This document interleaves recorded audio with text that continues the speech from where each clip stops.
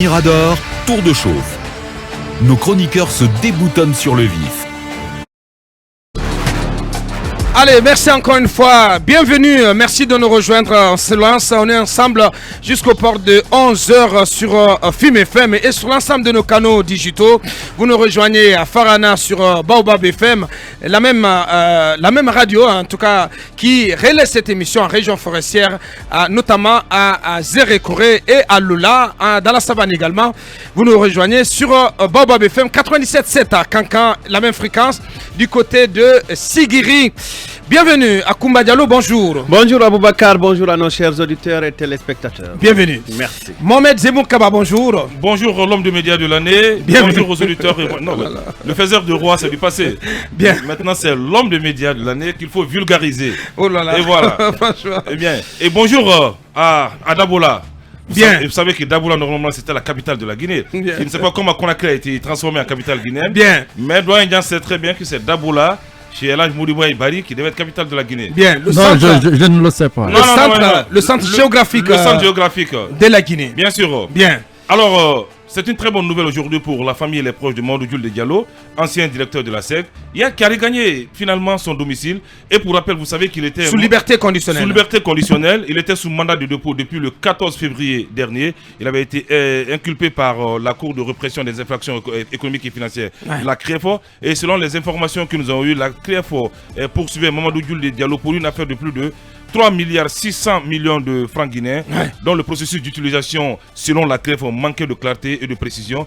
Donc après quelques joutes oratoires des avocats, la main légère de la CREFO a pris le dessus. Diouldé et son comptable et ses fournisseurs ont pu regagner leur domicile. C'est une très bonne nouvelle. Ses proches nous apprennent qu'il a le moral au beau fixo et il est toujours prêt à servir la République. Même s'il n'est pas sorti d'affaires. Hein. Il n'est pas sorti d'affaires, mais il est sous contrôle judiciaire. C'est une liberté conditionnelle. Oui, mais c'est la précision est importante. C'est ce qui se doit.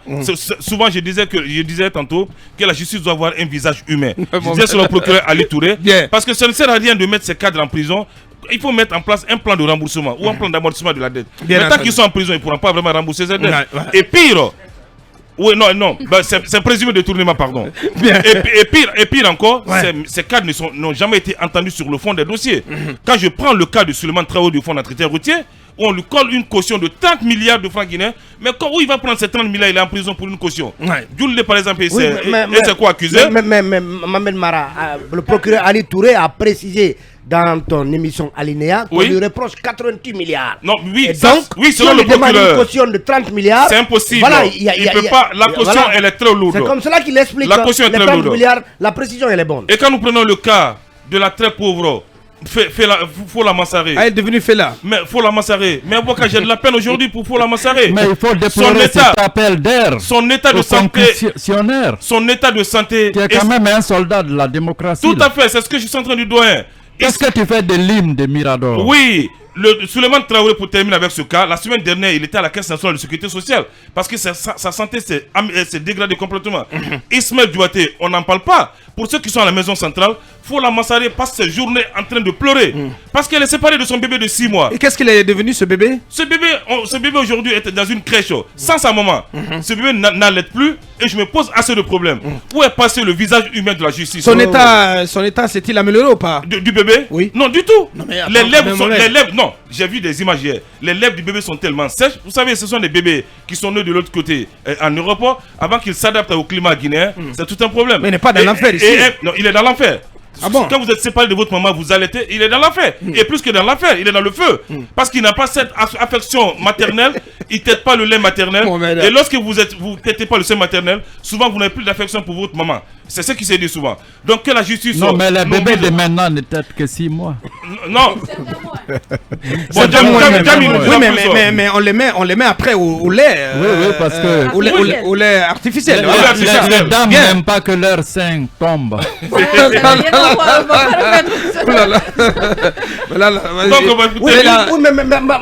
Aboubakar, il faut qu'on soit complet quand même sur... Il ne manquait que ça. Sur le cas Fola Massaré et Ismaël Dubaté, il faut qu'on soit complet. Le procureur dit qu'il y a vice de procédure, puisque la chambre de recours qui a leur accordé la liberté provisoire, finalement qui ne s'est pas matérialisée, le procureur a attaqué la décision de la chambre de recours parce que, selon lui, ce n'est pas le président de la chambre de recours seul qui devait siéger sur la liberté provisoire demandée par les avocats.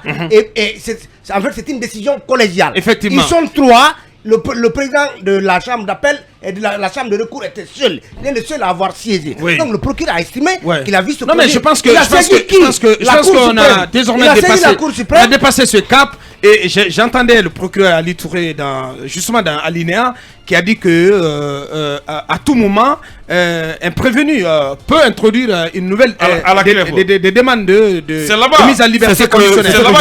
Est-ce qu'ils sont en train de le faire? Non, écoutez, Ismaël Djoubaté, Souleymane Traoré, Fola Massaré et leur conseil, est-ce qu'ils le font régulièrement? C'est ce que les avocats de Djoubaté font. Non, c'est pas clair. Vous savez, faut qu'on parle un à la fois.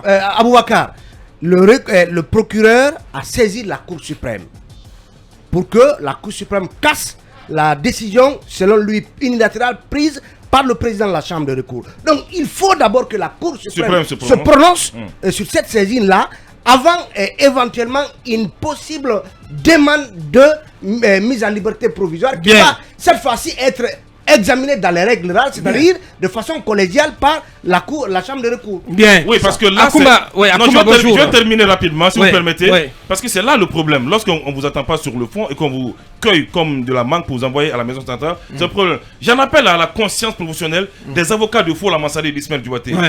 Il faut qu'ils se bougent quand même. Un avocat, ce n'est pas surtout les honoraires chaque fois. Pensez vraiment à vos clients. Mais apparemment, ces conseils, je ne les jette pas dans la thème. Il faudra qu'ils bougent, qu'ils oublient un peu le côté honoraire, qu'ils essaient d'expliquer vraiment.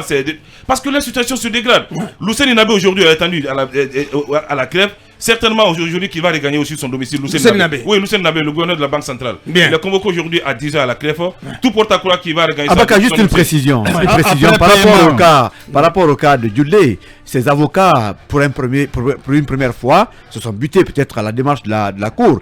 Mais ces gens sont revenus à la charge, pour mieux défendre. Puisque la caution fixée en premier lieu, la Cour n'a pas accepté. Et finalement, les gens ont démarché pour revenir. Et finalement, comme vous l'avez dit, les avocats doivent se bouger pour pouvoir, en tout cas, aider leurs clients. C'est très important. Ce que ce guépier ont fait. Allez-y, Yam. Autant un journaliste n'est pas un juge, autant on ne doit pas aussi... Un peu plus fort. Autant on ne doit pas aussi jeter l'opprobre sur ce que ces procureurs de la République comme Ali Touré ou Charles Wright sont en train de faire. On est sensible par rapport au sort de ceux qui sont du côté de la maison centrale. Il y a des gens qui ont volé ici un téléphone, qui croupissent. Effectivement, Il y a des femmes qui accouchent là-bas. La presse n'en parle pas. Mais ça ne met pas du tout. Parce que ces gens sont des anonymes. Sont des nantis. Et Fola entre en order. Il faut. Fola n'est pas nanti. Elle n'a même pas une villa construite à Conakry, je vous confirme. C'était juste une parenthèse. Fola n'a même pas une villa. Bien, une parenthèse. Les gars, avant de passer la parole. Elle n'a pas une villa, elle n'a pas une villa. Allez-y, Akumba, sur la question de la CRIEF. Je trouve que les avocats de M. Djoulé Diallo étaient suffisamment stratèges. Effectivement, parce qu'ils ont dû observer et voir de quelle manière agir pour obtenir l'élargissement de leurs clients. Et je précise de passage que les avocats et les médecins n'ont pas d'obligation de résultat. Les avocats et les médecins ont obligation d'assistance. De moyens aussi. J'ai dit assistance. Vous pouvez mettre l'assistance et subordonner au moins. Bien sûr. J'ai dit qu'ils ont obligation d'assistance. Ça ne veut pas dire que puisque Akumba défend X, et que X gagnera forcément le procès. Alors pas du tout. Je défends juste ce droit. Ça veut dire que j'ai une obligation d'assistance en tant qu'avocat.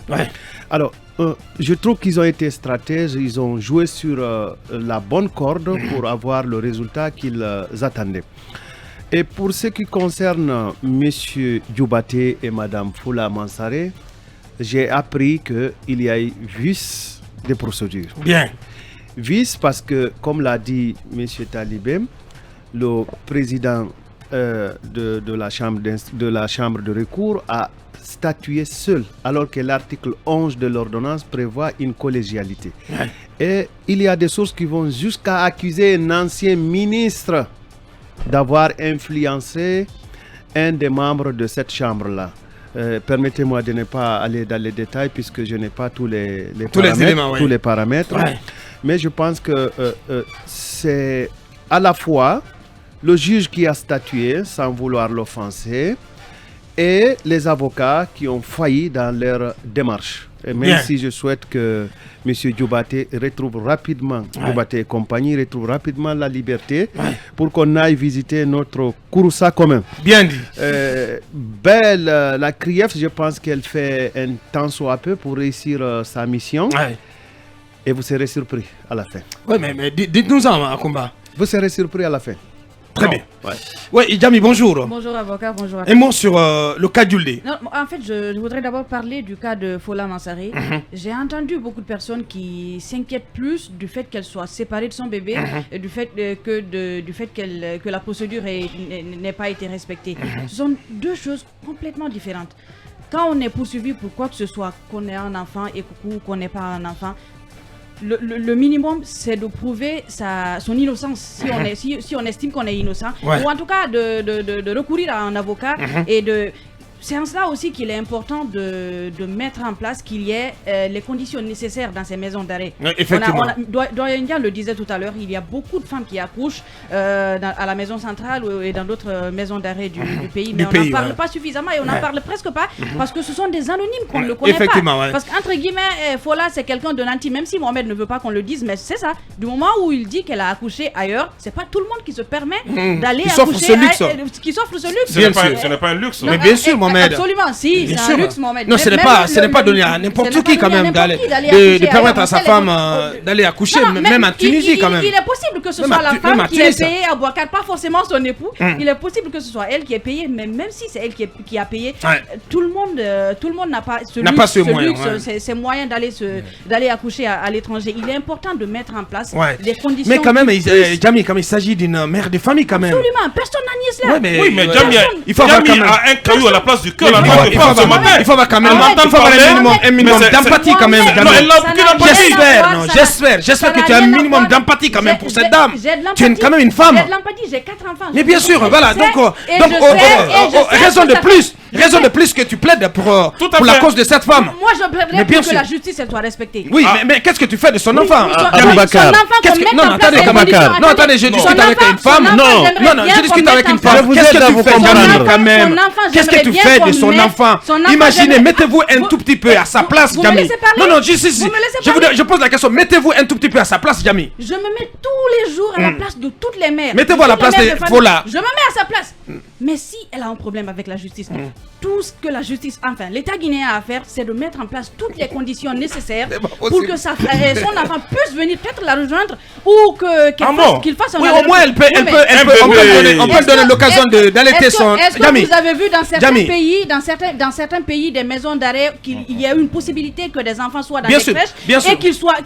Au moins, puisqu'on nous dit que l'enfant, le bébé allait, peut-être on peut l'occasion que le bébé, que la maman allait donne le lait maternel à son bébé, au moins 2 ou 3 fois par jour. Mais pour ça, il faut que toutes les conditions soient mises en place. Bien sûr, oui. Est-ce qu'à la première comparution, Madame Fola et ses conseillers ont signifié à la CRIEF qu'elle est nourrice? Non.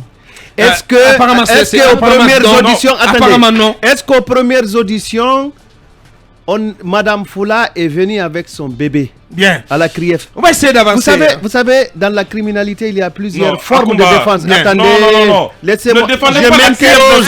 Il s'interroge, Mohamed. Ces interrogations ne sont pas valables. Non, vous ne pouvez pas lui donner ce droit-là, Mohamed Kaba. Quand même. Allez-y au bout, s'il vous plaît. La faute à la chambre. Désactivez-moi le micro de Mohamed Kaba. Même pas seulement à la chambre, la faute à ses conseillers. Bien. C'était à ses avocats de signifier à la cour que vous aviez affaire qu'elle a un nourrisson, que vous aviez affaire à une nourrice et que vous aviez affaire à un être humain fragile. Bien. Et que ces avocats démontrent tous les moyens nécessaires pour qu'elle soit en liberté. Pensez-vous que ces juges-là n'ont pas de famille?